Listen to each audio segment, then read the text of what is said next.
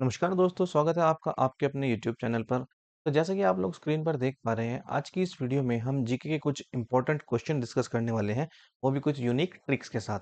तो चलिए इस वीडियो को शुरू करते हैं। देखिए, कॉम्पिटिटिव एग्जाम्स में ये ऐसा देखा गया है कि काफी बार क्वेश्चंस पूछे जाते हैं ओथ और रेजिग्नेशन से, मतलब शपथ और त्याग पत्र से।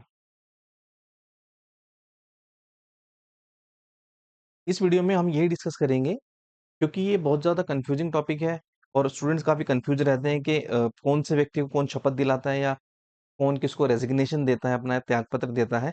सिंपल तरीके से इस वीडियो में हम डिस्कस करेंगे ताकि आप लोगों को आने वाले टाइम में ये इजीली याद रहे। देखिए, सबसे पहले स्टार्ट करते हैं हम प्रेसिडेंट से। प्रेसिडेंट को शपथ कौन दिलाते हैं? हमारे प्रेसिडेंट को शपथ दिलाते हैं हमारे चीफ जस्टिस ऑफ इंडिया। ठीक है। उसके बाद प्रेसिडेंट का ही एक और क्वेश्चन आ जाता है कि प्रेसिडेंट, ये बताइए, प्रेसिडेंट अपना त्याग पत्र किसे देते हैं? त्याग पत्र यानी कि रेजिग्नेशन किसे देते हैं? तो ये अपना रेजिग्नेशन देते हैं वाइस प्रेसिडेंट को। मैं सीक्वेंस में सारे क्वेश्चन बताता चलूंगा, तो आप लोग इसी सीक्वेंस में इस वीडियो को देखकर अपने नोट्स बनाएंगे और जब आप एक दो बार रिवीजन करेंगे तो ये बहुत अच्छे से आप लोगों को क्लियर हो जाएंगे। ठीक है। तो प्रेसिडेंट को शपथ किसने दिलाई? सीजीआई ने। मैं यहाँ लिख देता हूँ, शपथ दिलाई सीजीआई ने। देन राष्ट्रपति ने अपना त्याग पत्र किसको दिया? वीपी मतलब वाइस प्रेसिडेंट। ठीक है। तो वाइस प्रेसिडेंट की बात करें अब, तो वाइस प्रेसिडेंट के केस में इनकी शपथ और इनका त्यागपत्र दोनों के दोनों किसके पास जाते हैं? प्रेसिडेंट ऑफ इंडिया के पास जाते हैं। जो भारत के वाइस प्रेसिडेंट होते हैं उनको शपथ कौन दिलाते हैं? भारत के राष्ट्रपति। और उनका त्यागपत्र भी कौन लेते हैं? भारत के राष्ट्रपति। ठीक है। चलिए अगला देखते हैं। अब मैंने यहाँ पर क्या बताया? सीजीआई। सीजीआई, अब सीजीआई तो शपथ इनको दिलाते हैं, पर लेकिन सीजीआई को शपथ कौन दिलाते हैं?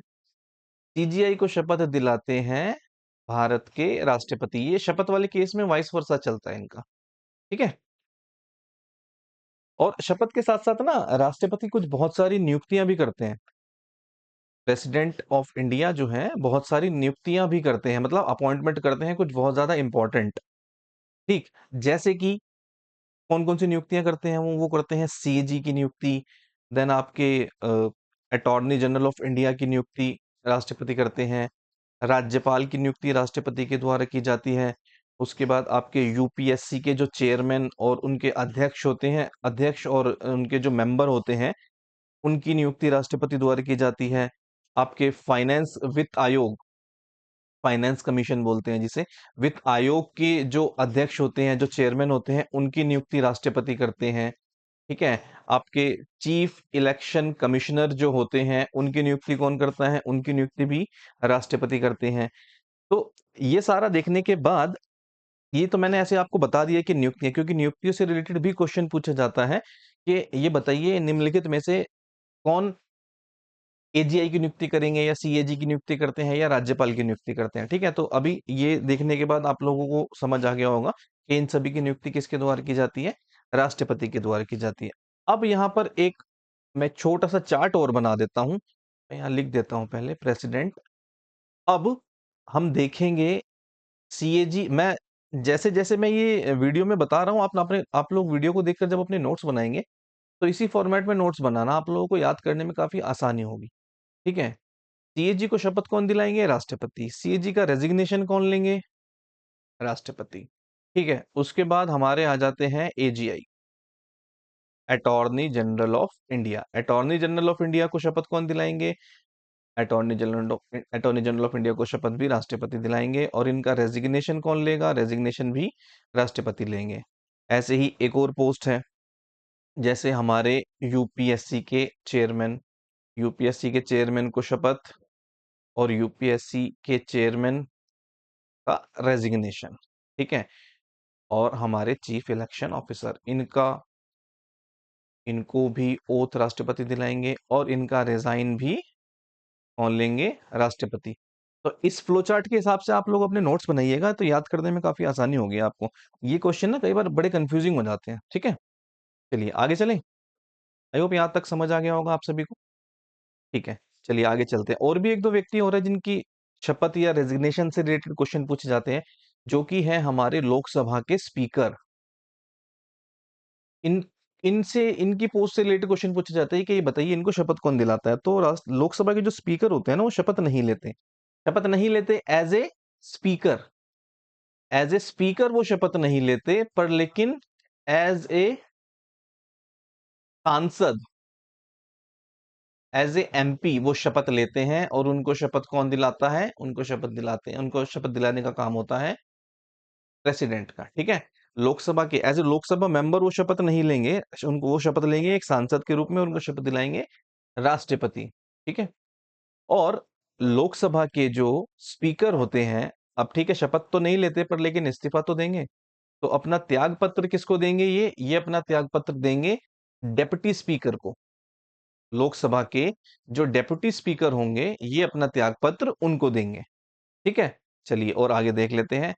अ, अब बात करते हैं सीएम की। सीएम के केस में ओथ और रेजिग्नेशन कौन देखता है? ये देखते हैं उस राज्य के राज्यपाल। जिस राज्य के सीएम शपथ या इस्तीफा देंगे, वो उस राज्य के राज्यपाल को देंगे। और प्रेसिडेंट के केस में ना एक और मैं वहां पर मैंने स्टार्टिंग में आप लोगों को बताना था, सुप्रीम कोर्ट और हाई कोर्ट के जो जजेस होते हैं, उनके जो न्यायाधीश होते हैं, इन न्यायाधीशों की नियुक्ति भी कौन करते हैं? प्रेसिडेंट।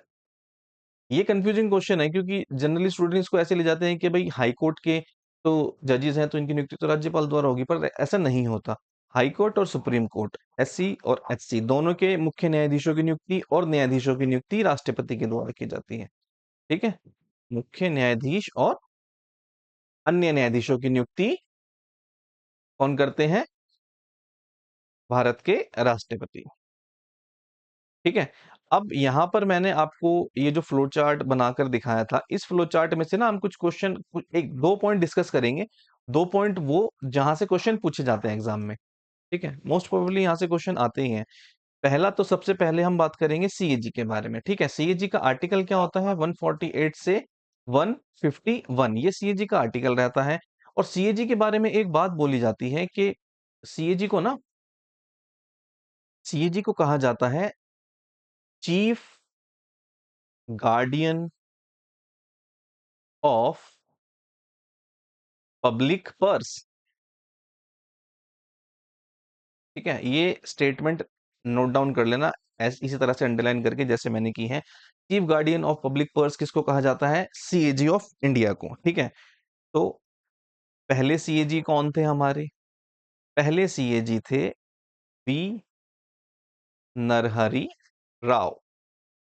ठीक है। इनका कार्यकाल कितने टाइम का होता है? कार्यकाल, इनका कार्यकाल होता है 6 या 65 वर्ष की आयु तक। ठीक है। और इसके अलावा इनका क्या काम रहता है? मेनली तो इनका काम रहता है स्टेट और यूटी, मतलब राज्य और केंद्र सरकार के खर्चों और या वित्त उनके खर्चों की वित्तीय जांच करना। के खर्चों की वित्तीय जांच करना। ठीक है। एक बहुत ही इंपॉर्टेंट कमिटी भी है जिसका नाम है पब्लिक अकाउंट्स कमेटी।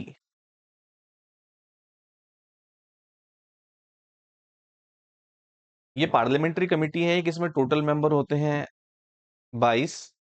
ठीक है। इन 22 मेंबर में से 15 होते हैं लोकसभा से और 7 मेंबर होते हैं राज्यसभा से। कई बार एग्जाम में क्वेश्चन पूछ लेते हैं कि ये बताइए पब्लिक अकाउंट्स कमेटी में टोटल कितने मेंबर होते हैं, तो आप लोग लिखेंगे 22। या फिर लोकसभा के कितने मेंबर होते हैं उसमें, या राज्यसभा के कितने मेंबर होते हैं, तो आप ये स्लाइड देखकर अब बता देंगे। ठीक है। चलिए आगे चलते हैं। सीएजी के बारे में जैसे मैंने आपको बताया ना, सेम ऐसे ही थोड़े इंपॉर्टेंट पॉइंट डिस्कस करेंगे अटॉर्नी जनरल ऑफ इंडिया के बारे में। ठीक है। अटॉर्नी जनरल ऑफ इंडिया क्या है? गवर्नमेंट ऑफ इंडिया के लॉ ऑफिसर हैं ये। क्या है? ये जीओआई मतलब government of India. Government of India के लॉ ऑफिसर हैं ये। इस पैटर्न में होते हैं: अटॉर्नी जनरल ऑफ इंडिया, उसके बाद सॉलिसिटर जनरल ऑफ इंडिया और additional solicitor general of India. ये इस पैटर्न में होते हैं ये। मैं अभी बताऊंगा आप लोगों को कैसे। सबसे पहले देख लें, मैंने स्टार्टिंग में बताया था इनकी नियुक्ति कौन करते हैं, तो कमेंट में बता देना आप लोग वीडियो देख रहे होंगे तो। कि इनकी नियुक्ति कौन करते हैं। ठीक है। फर्स्ट, सबसे पहले एजीआई कौन थे इंडिया के? तो वो थे एमसी शीतलवाड़ जी। ठीक। चलिए, अब हमने इनका आर्टिकल तो देख लिया। अच्छा हाँ, इनका आर्टिकल रह गया ना एक, हम आर्टिकल भी तो साथ साथ पढ़ रहे हैं ताकि हमें याद करने में मुश्किल ना हो। 76। ठीक है। चलिए, अब इनका काम देख लेते हैं कि इनका काम क्या रहता है बेसिकली। इनका काम होता है कानूनी विषयों पर, मतलब लीगल मैटर्स पर सरकार को परामर्श देना या सलाह देना। ठीक है। और इसी के साथ साथ ये गवर्नमेंट ऑफ इंडिया के क्या होते हैं, विधि अधिकारी। मैंने जैसे आपको स्टार्टिंग में बताया कि लॉ ऑफिसर होते हैं। इसके साथ एक और ये काम करते हैं, ये गवर्नमेंट ऑफ इंडिया की तरफ से सुप्रीम कोर्ट में, गवर्नमेंट ऑफ इंडिया के बिहाफ पर ये सुप्रीम कोर्ट में जितने भी मैटर्स होते हैं उनकी सुनवाई में भाग लेते हैं। ठीक है। और एक इंपॉर्टेंट बात, इनकी अपॉइंटमेंट तो मैंने आपको बता दी थी कि इनकी अपॉइंटमेंट कौन करता है वीडियो के स्टार्टिंग में।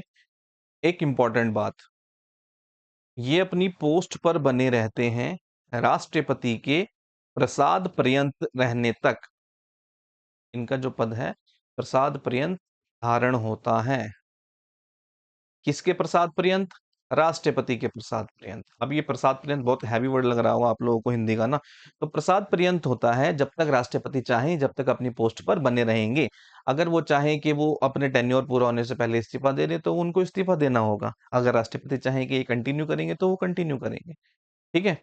और एजीआई के बारे में एक बहुत ज्यादा फेमस बात क्या है जो एग्जाम में पूछ लेते हैं बहुत बार, ये बताइए ऐसा कौन व्यक्ति होता है जो संसद की किसी भी सभा में भाग ले सकते हैं, बोल सकते हैं, पर लेकिन अपना वोट नहीं दे सकते, वोट नहीं दे सकते। ऐसे कौन व्यक्ति होते हैं?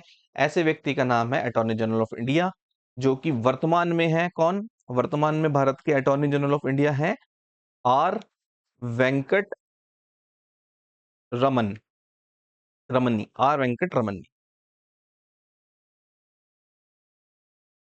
ठीक है। कब से इन्होंने अपना कार्यभार संभाला था? ये अपना कार्यभार संभाले हुए हैं 13 मई 2024 से।